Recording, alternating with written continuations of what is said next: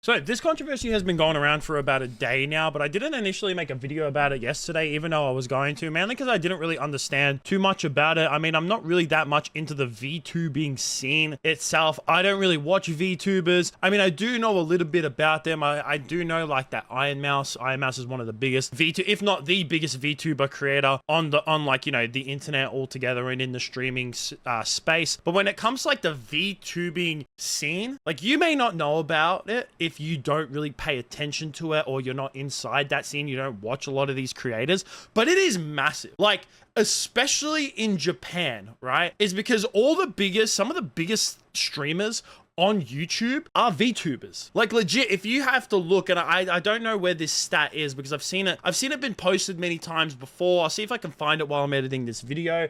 Is that pretty much all the biggest female streamers on YouTube are all VTubers. Every single one of them are VTubers. So it's like, it's a massive side of streaming that, like, if you don't watch any of them, you have no clue how big this is. But there was a controversy that started going around yesterday where this massive VTuber that goes by the name of Gura, well, Gore Gura itself, they are an extremely popular YouTuber. At this point in time, they have over 4.5 million subscribers on their channel, which is absolutely insane. They have been streaming, at least from what they said on in their recent stream when they talked about all this controversy, is that they've been streaming since 2020. So in 5 years, this person has garnered almost 5 million subscribers, which is insane. But yesterday, they came out on stream after making a tweet talking about how they were leaving the company that they are under, in that being Hololive.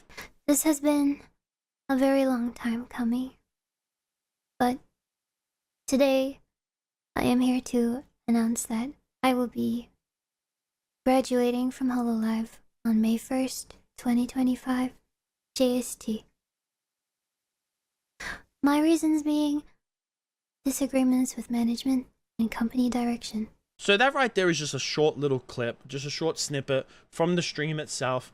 The stream isn't all that long anyways. It only goes for about 8 minutes, like almost just under 9 minutes.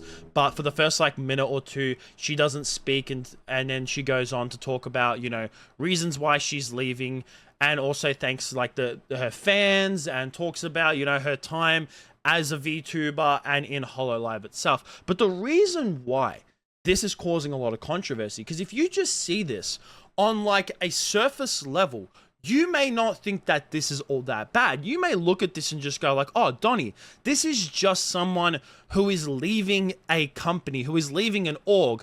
Why is this such a big controversy? But the reason why is because of Hololive itself. Now, if you don't know what Hololive is, or its parent company, in that being Cover Corp, is that they are an org. If you don't know what an org is, if you watch like any other streamers, it's like AMP, OTK, OTV. It's an org where it's got a whole load of creators under it, and the creators, they help, like, you know, funnel money into the org, and the org makes money. But the difference between, like, I'd say AMP, OTK, OTV, and other big orgs is that those are more independent orgs, and those are orgs created by the creators, right? Where Hololive is a corporation. It's a corporation type business. And the reason why this is so bad, and the reason why, is because they're extremely restrictive when it comes to their contracts, and they have been dealt with many controversies in the past. Like, if you have to go ahead and look up Hololive controversies, like I put it into ChatGPT just because I know there have been some in the past, but I couldn't remember how many. But there's been several over so many different reasons, with one of the biggest reasons being the Taiwan incident back in 2020. That was one of their biggest and earliest controversies that they have. They've also terminated so many other different VTubers over situations that no one really knows about. Like, they just randomly will terminate people. And this right here is like some of the key clauses in a Hololive contract. They have an NDA, severe content guidelines, character IP usage, and termination clauses. And considering the fact that Gura in her video where she goes out to say that that the reason why she is leaving is because of dispute with management and the way that Hololive is going,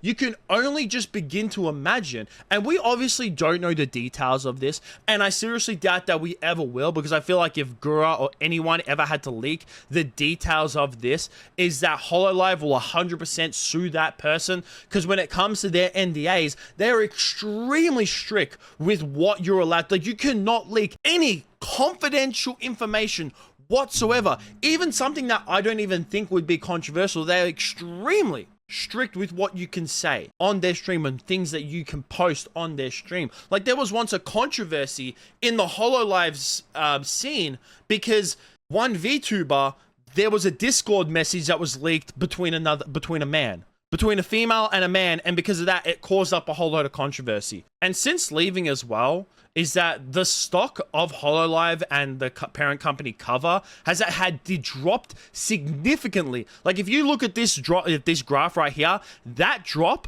is the moment that Gura said that they are going to leave Hololive. That is a massive drop just for one of your VTubers saying that they are going to leave. And I think that this might actually have a little bit of a ripple effect, because this isn't the first time that a VTuber has left or been terminated for something like this when it comes to management, the way that they manage contracts in Hololive. And not just Hololive either, is that Nijisanji, which is another VTuber org, they have been very infamous when it comes to the way that they deal with contracts, and they have had a lot of controversies as well inside of their own space. Like, they got rid of a creator called Zayn Lanza just a few years ago, and that caused up a whole load of controversy and a whole load of stir as well. And there was so many different reasons, with some of them being extremely stupid and some of them being extremely restrictive for the reasons why they got let go. And another reason why I think this might have a ripple effect as well is because when people sign up for Hololive or Nijisanji, is that you're not just signing up to this org, is that you're giving your likeliness and your income to them. So usually when it comes to orgs, there is a big chance that you might have to give a little bit to them just to help support the org. And I feel like there's nothing wrong with that. But some of these orgs, supposedly from what I have seen, there's like a 50-50 split. You have to give 50% of your income to these orgs, which to me is absolutely fucking insane that an org is taking 50%. That's like if you go to work and you get taxed 50%, you get taxed half of what you earn. Is insane. And not only that, but they own your likeliness. So Gura, that person who I showed and the person that I'm talking about mostly in this video and that has like brought up this controversy, is that they can no longer stream under that identity. They can no longer stream with that VTuber model and under that name. They now have to create or go back to, if they've had in the past, because a lot of these VTubers, they used to like have a model, and then when they sign up to Hololive, they sign up with a new VTuber model and a new name. So they might now have to completely scrap everything that they've made and everything that they've built under this Gura identity, and they have to now completely scrap it all and pretty much start from the start. And I think it's absolutely fucking bullshit. And you're probably wondering, like, and asking me, Donnie, why the hell would they go ahead and sign a lot of these contracts then? A lot of these contracts were signed years ago, back in like early, like this person Gura signed it back in 2020. And to me, this seems like a lot of when it came to Machinima. If you don't know what Machinima is, Machinima was an org back in like the late 2000s and early 2010s, and they were one of like the first big orgs in the YouTuber scene, and they were extremely predatory in their contracts as well. And the thing is that they went after a lot of young creators, people who don't have any like experience when it comes to signing contracts, and they go after those people and they put extremely restrictive and extremely predatory statements in their contracts. And even Machinima, I think they went even a step further. Like, they're even worse than Hololive and Nijisanji, because from what I know is that some of the clauses inside these contracts were actually just straight illegal. Like, a contract cannot not expire. Like, a contract has to expire. It has to have an expiry date. But these contracts in Machinima Machinima, they were indefinite, which you can't have. That's illegal. And it reminds me similar of that. That's what this Hololive and Nijisanji controversy is like. And that's what these companies are like, is that they're extremely predatory. They go after creators who are just trying to make their way in the space, offer them and show them like, yes,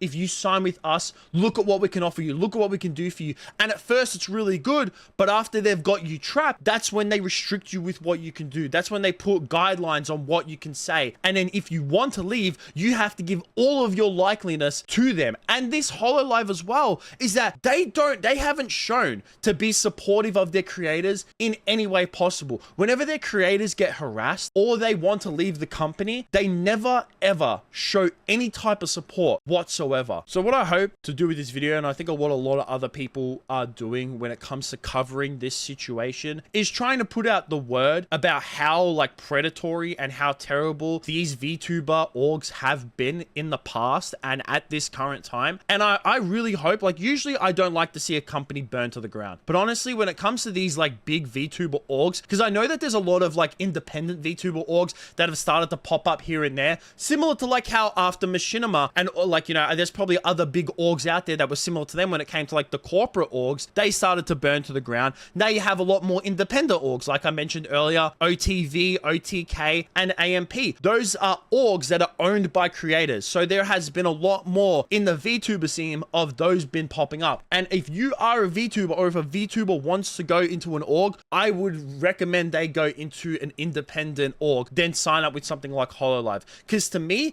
every single time a creator has ever left any of these orgs, it's never been for a good reason. I've never seen a VTuber in Hololive or Nijisanji end in a good way. And if it has, it rarely fucking happens. Majority of the time, it never seems to be on good terms. And this is another situation like that. But I would definitely like to hear what you guys think about all this down below. That's going to be it for me. Make sure you like, subscribe, all that kind of stuff.